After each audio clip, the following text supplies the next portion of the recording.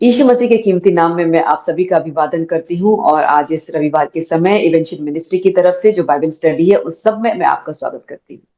For today's Bible study, let us turn to the Gospel according to St. Matthew, chapter 27. और आज की Bible study के लिए हम देखेंगे मत्ती रचित सुसमाचार उसका 27 अध्याय Verses 1 and 2. When morning had come, the chief priests and elders of the people took counsel against Jesus to put him to death. And having bound him, they led him away and delivered him to Pilate, the governor. जब भोर हुई तो सब प्रधान याजकों और लोगों के पुरनियों ने यीशु को मार डालने की सम्मति की। उन्होंने उसे बांधा और ले जाकर पिलातुस हाकिम के हाथ में सौंप दिया।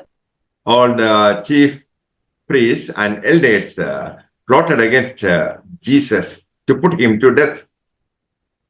और जितने भी प्रधान याजक और पुरनिय थे उन्होंने यीशु के खिलाफ में ऐसे प्लान को किया और ताकि उसको मृत्यु की सजा दी जाए। This was the Sanhedrin. Sanhedrin was a religious body. और ये जहाँ पे याजक जब बैठते थे वहां पे उसे एक धार्मिक स्थान कहा जाता है। It is the supreme body taking decisions. और ये एक बहुत ही बड़ी एक जगह होती है जहाँ पे सारे निर्णय लिए जाते हैं। It is the apex body to take crucial decisions on religious matters.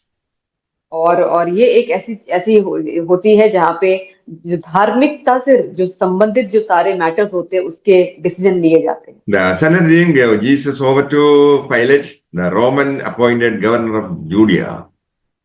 तो उन्होंने जो ये सम्मति बांध के उन्होंने उसे पिलातुस के पास भेज दिया जो जूडा का वहां पे उस टाइम पे हाकिम था। It's because the Sanhedrin had no authority to put Jesus to death. क्योंकि उनके हाथ में भी कोई ऐसा अधिकार नहीं था कि वो यीशु मसीह को मृत्यु की सजा सुना सके। They brought Jesus to Pilate with 3 false accusations. और वो पिलातुस के पास यीशु मसीह को लेकर आए 3 झूठे गवाहों के साथ। They accused that Jesus was a revolutionary. और उन्होंने ये कहा कि यीशु मसीह जो है वो रेवोल्यूशनरी है। He incited the people not to pay their taxes. और उसने लोगों को उकसाया कि वो अपने कर को ना भरे। And that he claimed to be a king in opposition to Caesar. और उन्होंने कहा कि जो राजा है जो केसर है उसके अपोजिशन में उसने कहा कि वो राजा है। Verses from 3 to 10 in Hindi. जब उसके पकड़वाने वाले यहूदा ने देखा कि वह दोषी ठहराया गया है तो वह पछताया और वे 30 चांदी के सिक्के प्रधान याजकों और पुरनियों के पास फेर लाया और कहा मैंने निर्दोष को घात के लिए पकड़वा कर पाप किया है। उन्होंने कहा हमें क्या, तू ही जान। तब वह उन सिक्कों को मंदिर में फेंक कर चला गया और जाकर अपने आप को फांसी दी। प्रधान याजकों ने उन सिक्कों को लेकर कहा इन्हें भंडार में रखना उचित नहीं क्योंकि यह लहू का दाम है। अतः उन्होंने सम्मति करके उन सिक्कों से परदेशियों के गाड़े जाने के लिए कुम्हार का खेत मोल ले लिया। इस कारण वह खेत आज तक लहू का खेत कहलाता है। तब वह जो वचन इर्मिया भविष्यवक्ता के द्वारा कहा गया था वह पूरा हुआ। उन्होंने वे 30 सिक्के अर्थात उस ठहराए हुए मूल्य को जिसे इजराइल की संतान में से कितनों ने ठहराया था ले लिया और जैसे प्रभु ने मुझे आज्ञा दी थी वैसे ही उन्हें कुम्हार के खेत के मूल्य में दे दिया। Judas was sorry for the result of his sin. और यहूदा बहुत ही दुखी था कि उसने जो पाप किया उसकी वजह से। By throwing money into the temple, Judas wanted to implicate the priests also in his crime. और वो अपने सिक्कों को उस मंदिर में ले जाके उसने ये दिखाना चाहता था कि वो उसने गलत कार्य को किया है। It was his way of saying, you are also guilty of this.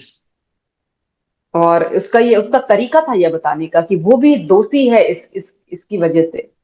Whereas Judas expected that Jesus would miraculously deliver himself from the captives.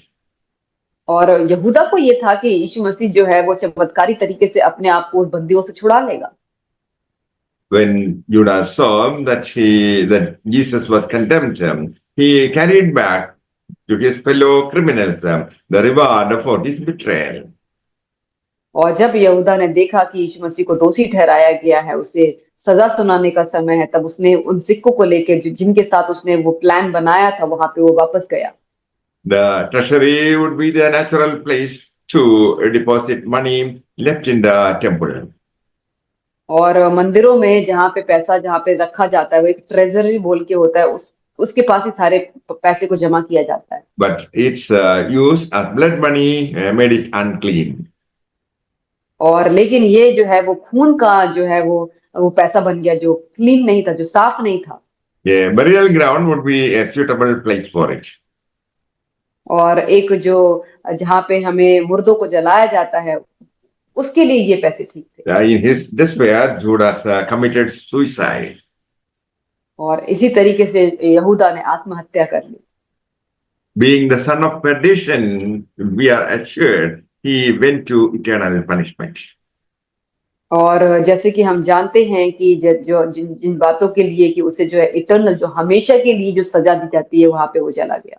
Verses 11 to 14.